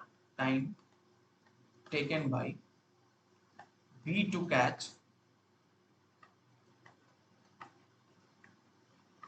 catch C. What is time? Time t is denoted as time taken by B to catch C. So then, can you tell me what this value of t should be?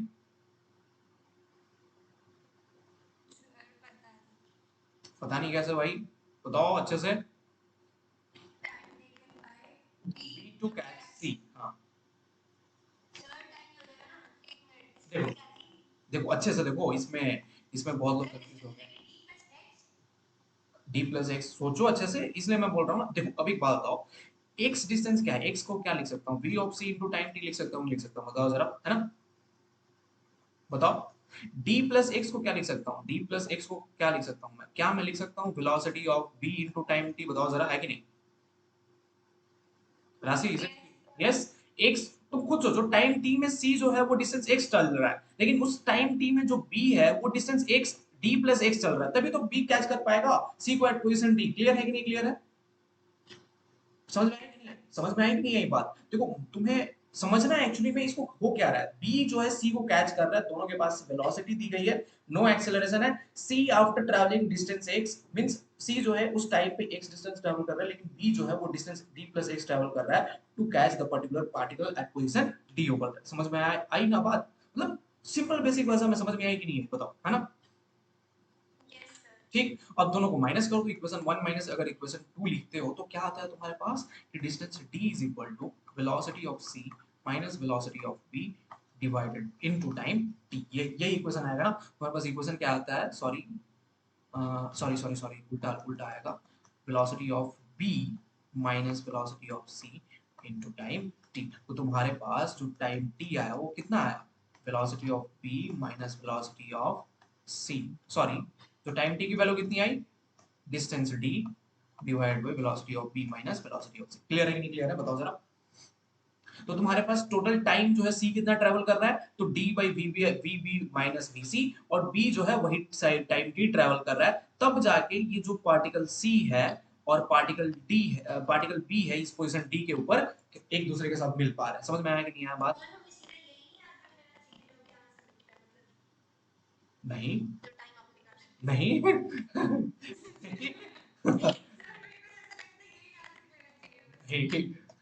लपड़ लगेगा तुम्हें, है ना? मतलब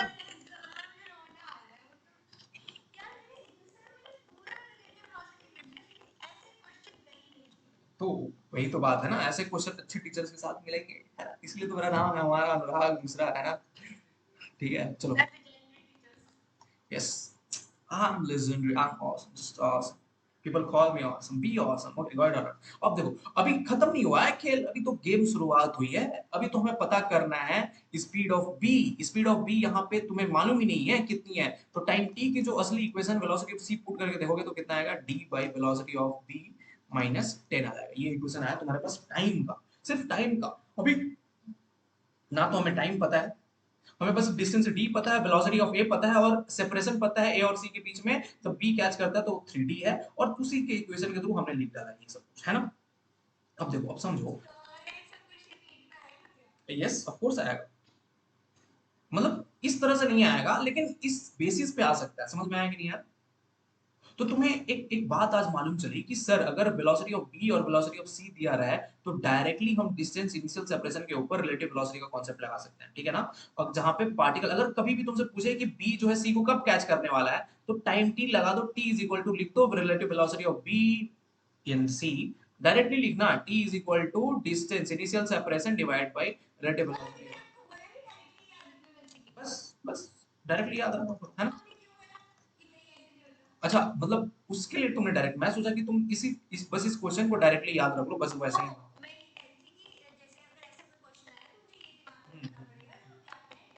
हाँ, तो देखो, अब तुम देखो, अब अच्छे से देखो, क्या हम डिस्टेंस x को लिख सकते हैं, x is equal to velocity of c into this time t, yes और नो? बताना जरा, यस और नो? और ये जो डिस्टेंस है, डिस्टेंस ऑफ a को मैं लिख सकता हूँ velocity of a into time t। अब एक बात बताओ, d distance of a plus 3d can be written as distance 2d plus distance x or no? Tell me yes or no? ये तो लिख सकते हैं, डिस्टेंस ऑफ ए क्या है, velocity of A into time T plus 3d is equal to 2d plus distance x को क्या लिख सकते हैं, velocity of c into time T. Clear है कि नहीं क्लियर है, बताओ जरा? क्लियर है ना? तो बस इसी पे तो तुम्हारा आंसर आ चुका है, वेलोसिटी ऑफ ए। अब यहाँ पे लिख दो वेलोसिटी ऑफ ए, यहाँ पे डायरेक्टली लिख सकते हो 2d।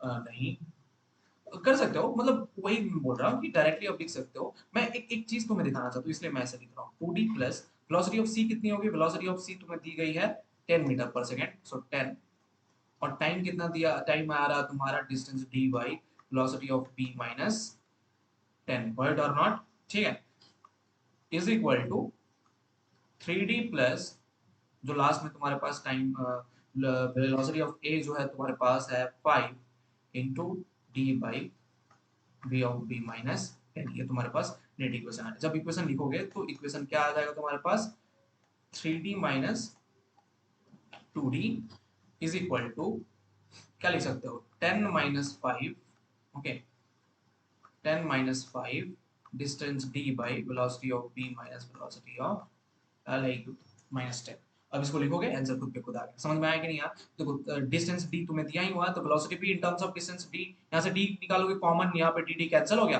अब तुम डायरेक्टली आंसर निकाल सकते हो नहीं निकाल सकते हो, बताओ जरा आंसर आया कि नहीं आया, बताओ। तो कितना आया, d।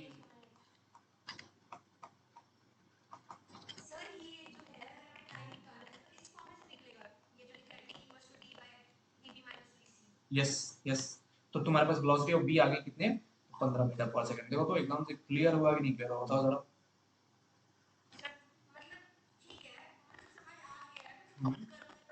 ऑफ कोर्स तुम्हें ये क्वेश्चन हर बार मैं चैलेंज दे रहा हूँ, इस क्वेश्चन को तुम 3 दिन बाद फिर से भूल जाने वाले क्यों भूल जाने वाले हो? क्योंकि इसमें बहुत अच्छा कॉन्सेप्ट लगा है, बहुत अच्छी क्वेश्चन दी गई है, नॉलेज है, मतलब इस क्वेश्चन को जितना बार सॉल्व करोगे उतनी तुम्हारी प्रैक्टिस बढ़ेगी। मैं तो बोलता हूँ ये जो रिलेटिव वेलोसिटी के अभी 3-4 जो क्वेश्चन करवाया है ना, जगुलर मोशन से लेके ये सारे क्वेश्चंस है ना, इनको बस हरदम एक बार उठा के देख लेना, ठीक है ना?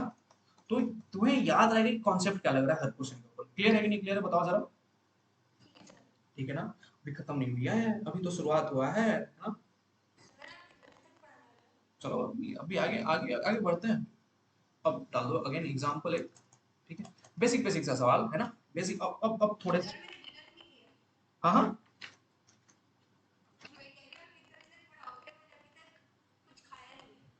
11 बजे तक पढ़ लेते हैं बस थोड़ा सा, है ना? आधे घंटे और, आधे घंटे उसमें खत्म हो जाएगा पूरा।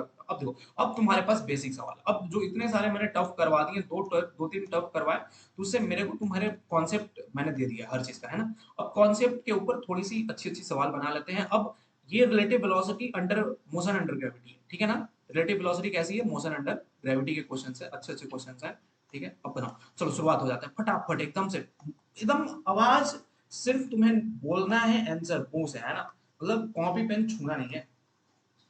ये हो गया तुम्हारे पास बिल्डिंग, ठीक? बिल्डिंग की हाइट दी गई है सबसे पहले, कितना दिया गया है? बिल्डिंग की जो हाइट है वो 100 मीटर दिया गया है ना। बिल्डिंग की हाइट कितनी दी गई है? 100 मीटर। बोला जा रहा है कि शुरुआत में एक पार्टिकल लेते हैं, यहाँ पे पार्टिकल ए ले लेते हैं बिल्डिंग के हाइट पे सबसे ऊपर वाले पार्ट पे, यहाँ पे एक पार्टिकल बी ले लेते हैं। पार्टिकल ए को हम कितने रफ्तार से नीचे गिराते हैं? 10 मीटर प्रति सेकंड के रफ्तार से। पार्टिकल बी को हम कितने रफ्तार से निकालते हैं? 30 मीटर प्रति सेकंड की रफ्तार से। तो एक बात बताओ, ये दोनों पार्टिकल कहीं ना कहीं पॉइंट पी के ऊपर कोलाइड करेंगे, नहीं कोलाइड करेंगे, है ना? करेंगे। तो find out the time after which they will collide, और distance from position a of the particle, let's suppose इसका नाम मैंने दे दिया डी, तो find this distance d also. So first you have to calculate time of collision and do it, find the distance. Do it fast, do it fast. Tell me कैसे निकलेगा?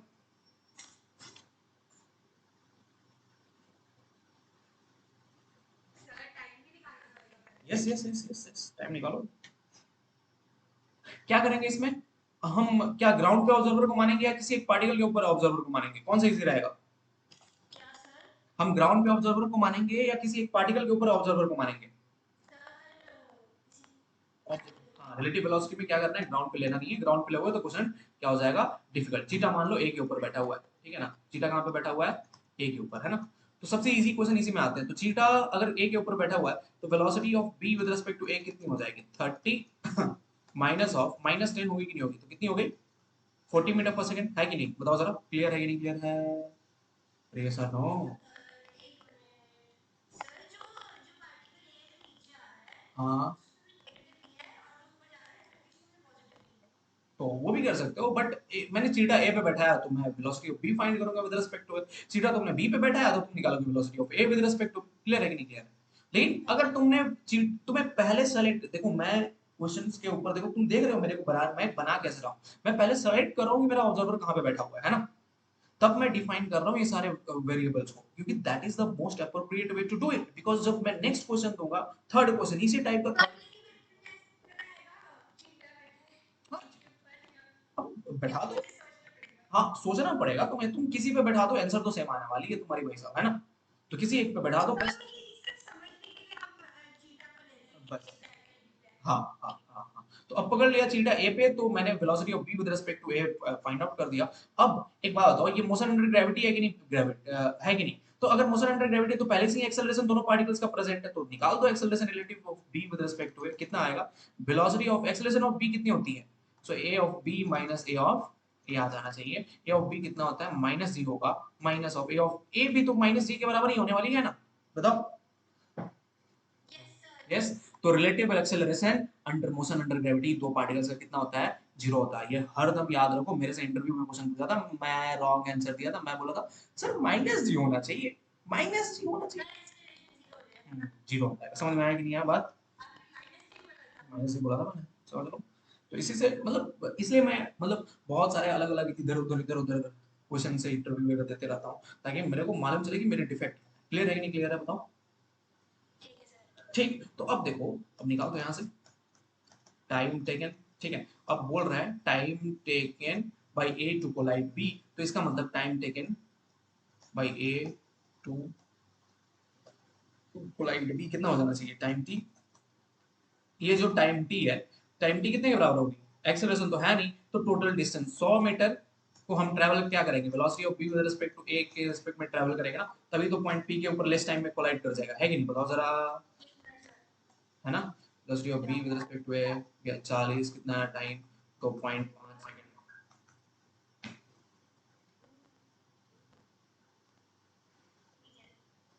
Clear है कि नहीं क्लियर है, ठीक है।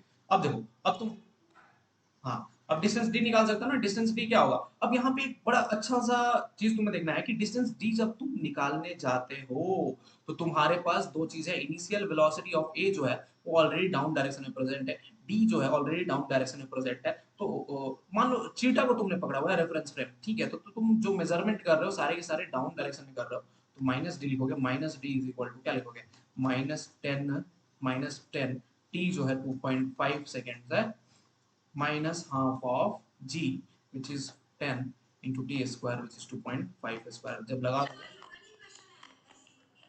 हाँ हाँ हाँ हाँ, वही है सब, 5 into 6.25 मल्टीप्लाई कर दो, आंसर आ जाएगा, डिस्टेंस समझ में आया कि नहीं आया, बताओ, क्लियर है कि नहीं क्लियर है। हम्म।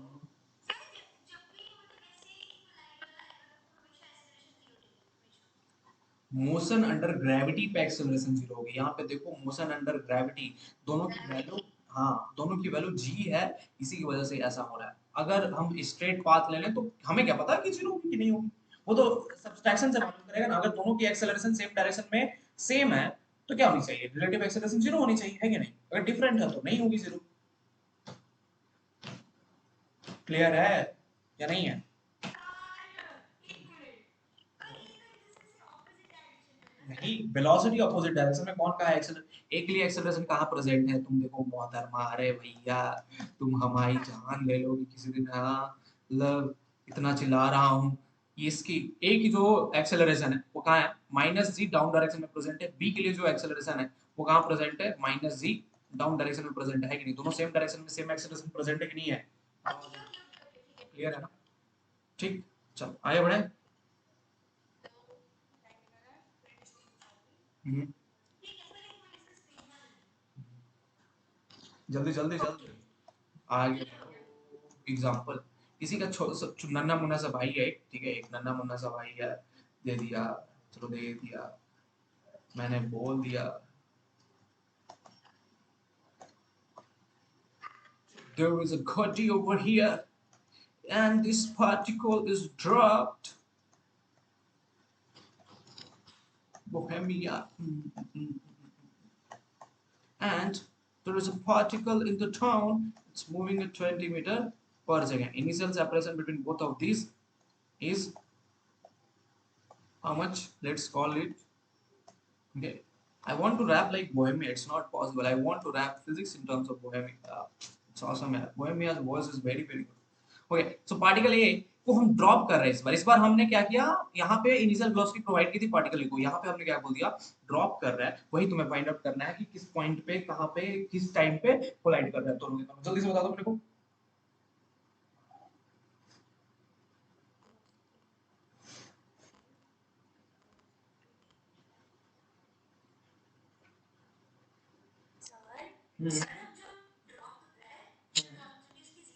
यस यस यस, बस वही वही कॉन्सेप्ट है, ड्रॉप है, initial velocity of the particle कितनी हो गई, जीरो, डिफाइन कर दो, सीधा बैठा दिया ए के ऊपर, थीटा कहाँ बैठा हुआ है, a, velocity of B with respect to a कितना हो जाएगा, 20 माइनस 0 कितना होगा, 20 मीटर, ठीक है, acceleration of B with respect to a कितना हो जाएगा, minus g, 0 of course, motion under gravity किसी भी पार्टिकल का, अगर मान लो एक रॉकेट है, रॉकेट ऊपर जा रहा है, उस रॉकेट के अंदर बहुत सारे लोग इधर उधर चल भी रहे हैं, तो भी उन सबकी सबकी एक्सेलरेशन जो होगी, रिलेटिव एक्सेलरेशन आपस में कितनी होगी, जीरो के ही बराबर होगी, क्यों जीरो के बराबर होगी, क्योंकि जो तुम्हारी वहां पे क्या प्रेजेंट है, एक्सेलरेशन जो है वो सबके सब सिमिलर डायरेक्शन में प्रेजेंट है, क्लियर है कि नहीं क्लियर है, माइनस जी सबके सबके लिए सिमिलर डायरेक्शन में प्रेजेंट है, क्लियर है ना।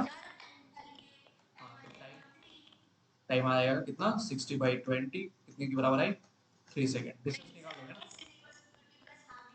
तो v तो जीरो है, तो हाफ v 80 लगा दो, माइनस 2 10, 3 स्क्वायर है ना। तो कितना हो गया ये 45 मीटर के बराबर है। क्लियर है ना।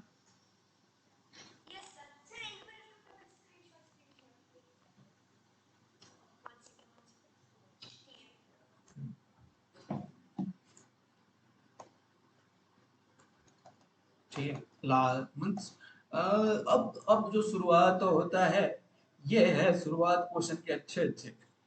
ठीक है तुमने ऑगी एंड कॉकरोचेस देखा है। That's my favourite show.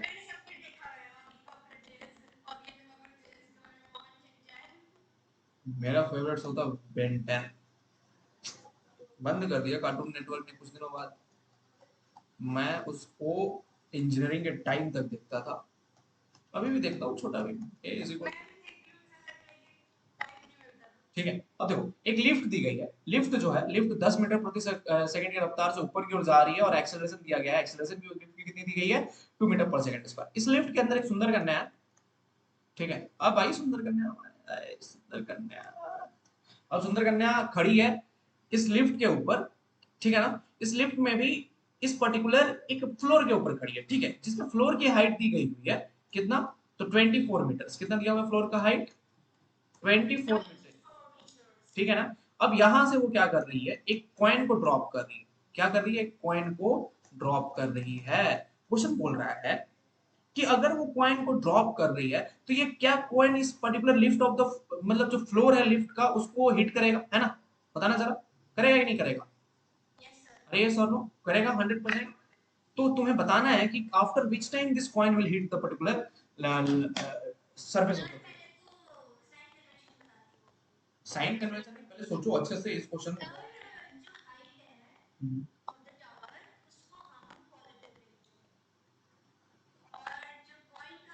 Tower नहीं है मैं लिफ्ट है लिफ्ट के अंदर एक कोई हाँ टावर मान लो। ठीक है जल्दी से बताओ इस क्वेश्चन में। हाँ?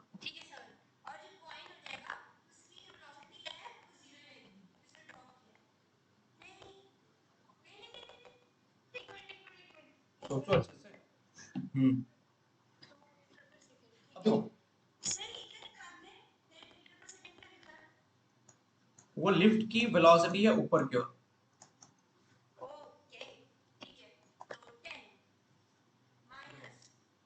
अभी वेट वेट वेट वेट अभी रुक जाओ।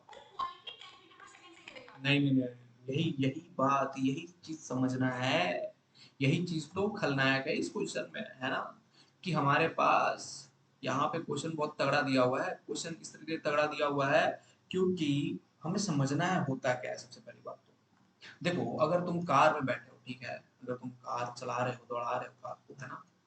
ठीक है ठीक है एक कार में बैठे हो। ठीक है तो अगर कार में बैठ के तुम एक लेट सपोज देख तो एक पेपर बाहर फेंका। ठीक है ना।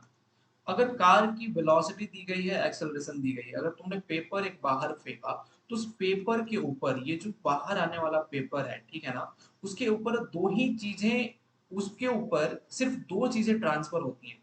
पहली जो है वो है वेलोसिटी ट्रांसफर हो जाती है लेकिन एक्सेलरेशन ऑफ द कार इसके ऊपर ट्रांसफर नहीं होती है। ठीक है ना। क्यों क्योंकि acceleration in the car is produced by the engine over here लेकिन इस पेपर के ऊपर कोई इंजन नहीं। समझ में आया कि नहीं। यही पहली बात क्लियर है कि नहीं क्लियर है बताओ जरा।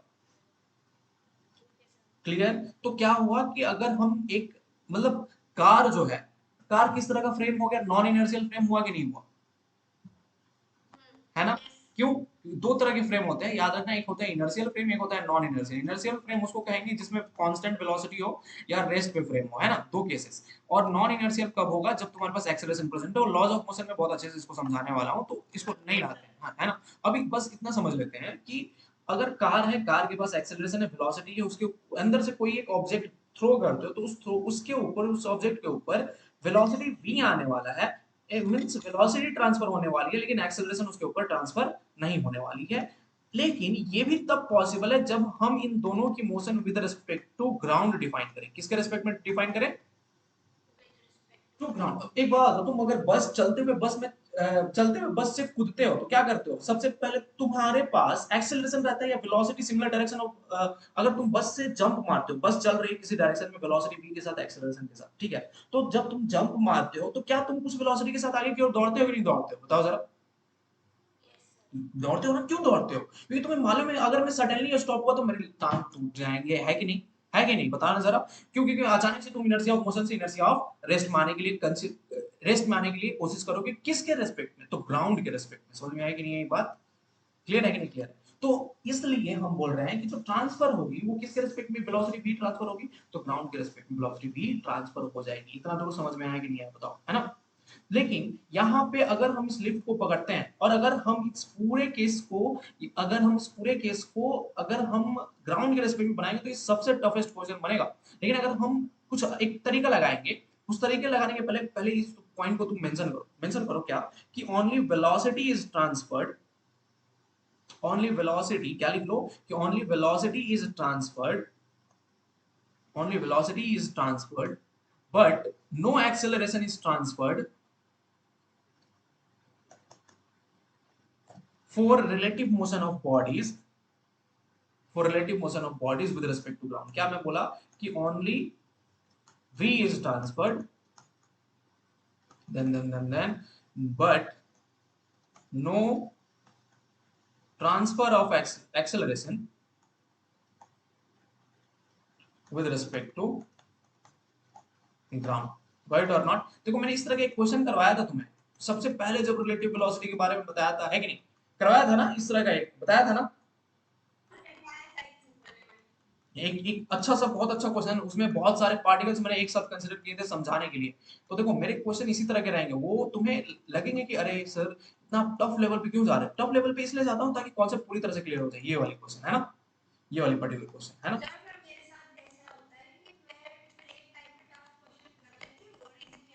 इजी तो अब हो जाएगा ना, अब तो देखो क्वेश्चन समझ, ये क्वेश्चन इसी तरह से क्वेश्चन फ्रेम होकर नीट में आने वाले हैं ना। तो अब देखो तुमने क्या बोला कि only v is transfer, but क्या ट्रांसफर नहीं होता है? तो एक्सेलरेशन ट्रांसफर नहीं होता है जब तुम ग्राउंड के रिस्पेक्ट में लेते हो। जब एक्सेलरेशन ट्रांसफर नहीं हुआ तो हम क्या खड़ेंगे इसमें? यहाँ पे तो लिफ्ट चल रही है एक्सेलरेशन के साथ, इस कॉइन के ऊपर हम कुछ बता ही नहीं पाएंगे ग्राउंड के रिस्पेक्ट में, क्योंकि कॉइन तो अंदर मूव कर रहा है। हम ग्राउंड पे खड़े हो गए, हम क्या लिफ्ट के अंदर देख सकते हैं क्या? बताओ जरा। हमारे पास चमत्कारी वो दूरदर्शी आंखें तो नहीं दी गई है भगवान की तरफ से कि हम बैठे हैं। वो क्या नाम था यार, संजय, हाँ संजय धृतराष्ट्र को दिखाता था जो भी कुरुक्षेत्र में वो जो लड़ाई होती थी महाभारत की, तो संजय घर पे बैठे बैठे धृतराष्ट्र को बजा देता था, क्योंकि उसके पास दूरदर्शी आंखें थी। लेकिन हमारे पास तो वैसी आंखें नहीं है ना कि हम कॉइन को देख पाए लिफ्ट के अंदर। लिफ्ट तो पूरी क्लोज पैक रहती है कि कॉइन कैसे मूव कर रहा है कि नहीं, बताओ जरा, बताओ। तो हम कॉइन की एक्सेलरेशन मतलब इस तरह से एक नॉर्मल सा कॉन्सेप्ट है कि हम नहीं बता पाएंगे। तो इसलिए हम क्या करते हैं, हम एक एग्जांपल लेते हैं कि मान लेते हैं कि हमारा इस बार जो ऑब्जर्वर है एक सुंदर लड़का, जिसके ऊपर जो सुंदर लड़का है वो कहाँ पे बैठा हुआ है, तो वो तुम्हारा लिफ्ट के अंदर बैठा हुआ है। समझ में आया कि नहीं आया बात? क्लियर है कि नहीं क्लियर है, बताओ राशि, इज इट ओके? ठीक, तो बस लिख दो equation now with respect to observer. जब भी क्वेश्चन आए लिफ्ट वाला इस तरह का, लिफ्ट में बैठा देना, ठीक है ना। Observer with respect to observer sitting in the lift, ठीक है। एक ऑब्जर्वर लिफ्ट के अंदर बैठा हुआ है, उसके रिस्पेक्ट में हम बताएंगे, है ना। तो अब एक बात बताओ, अगर ऑब्जर्वर, एक बात बताओ पहले पहले ये मेरे को बताओ, क्या ऑब्जर्वर की एक्सेलरेशन है कुछ? ऑफ कोर्स है। कितनी है वो भी तो सेम 2 मीटर पर सेकंड स्क्वायर। ठीक, तो एक्सेलरेशन ऑफ ऑब्जर्वर कितना हो गया? 2 मीटर पर सेकंड स्क्वायर अपवर्ड्स, ठीक है ना। तो अब लगा दो। अब क्या कॉइन, ये जो पूरा लिफ्ट होता है ऊपर ग्रेविटी के अंदर मूव करता है कि नहीं मूव करता है? तो कॉइन की एक अपनी एक्सेलरेशन प्रेजेंट है कि नहीं for an observer sitting in the lift, yes और नो, बताओ जरा। तो एक्सेलरेशन ऑफ कॉइन कितना हो जाएगा? माइनस जी के बराबर होगा। अब यहाँ पे बहुत लोग क्या लगा देंगे कि सर ये तो ऊपर एक्सेलरेशन प्रेजेंट है तो कॉइन के ऊपर भी नीचे की ओर भी एक्सेलरेशन आएगा। नहीं, वो कब नहीं हम कंसीडर करेंगे, वो चीजें कब हम कंसीडर करेंगे जब हम तुम्हें ग्राउंड वगैरह के रेस्पेक्ट में बात करें। हम तो ऑब्जर्वर लिफ्ट के अंदर ही ले लिए हैं, तो उसके लिए जो वेट और कॉइन है उसके ऊपर ग्रेविटी ही एक्ट करते हुए दिखाई देगा। समझ में आया कि नहीं? बात क्लियर है कि नहीं क्लियर है, बताओ जरा। अरे समझो, जल्दी कराता हूँ ताकि क्वेश्चन जल्दी बहुत सारे क्वेश्चन कर सको, है ना।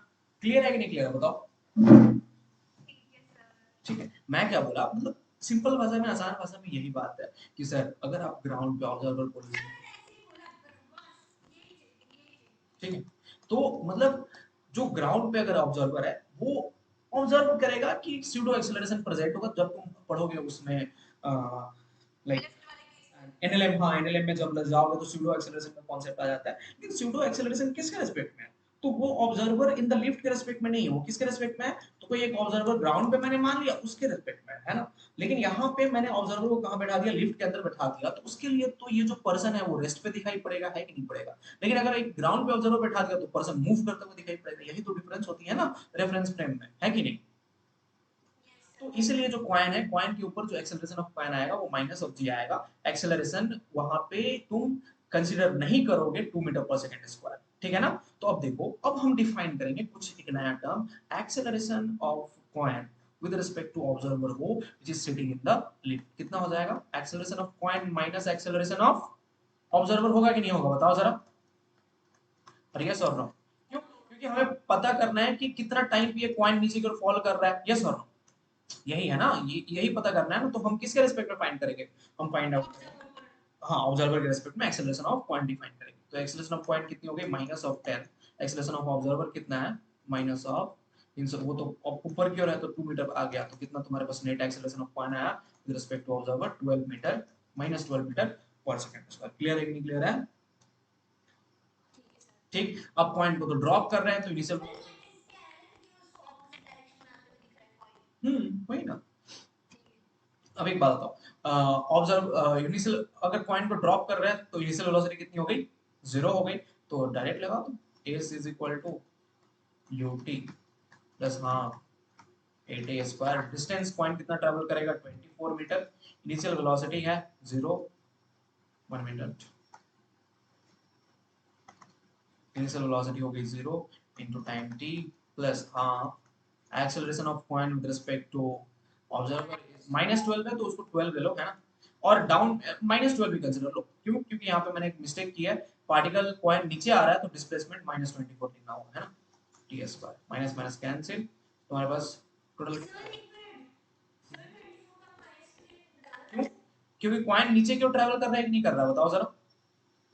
कर रहा है ना, तो डिस्प्लेसमेंट ऊपर से नीचे मेजर हो रही है, नीचे से ऊपर मेजर हो रही है, ऊपर से नीचे मेजर हो रही है ना, इसलिए माइनस 24। समझ में आया कि नहीं आया? ठीक है, तो माइनस 24 माइनस 12 कैंसिल हुआ तो तुम्हारे पास कितना आया? t is equal to root over 4, पर टाइम कितना है तुम्हारे पास? 2 सेकंड। टोटल टाइम कितने कितने बाद कॉइन फॉल कर रहा है नीचे? तो टाइम 2 सेकंड के बाद ग्राउंड पे फॉल कर रहा है। क्लियर है कि नहीं क्लियर है?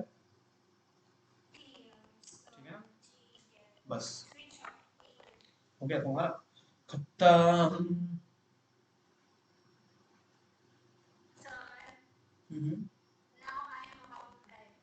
Yes, it's over now, all the questions are over. Okay, relative motion in 1D complete हो गया तुम्हारा, और प्रोजेक्टाइल का करना है, प्रोजेक्टाइल और रिलेटिव मोशन इन 2D जो सबसे बड़ा होने वाला है ना। प्रोजेक्टाइल ज्यादा कुछ करना नहीं है, थोड़ा बहुत पढ़ लेना बस, उसके ऊपर डीपीपी मैन बना लो, वही काफी है ना। और अगर तुम ठीक है, हाँ हाँ वो मैं करवाऊंगा।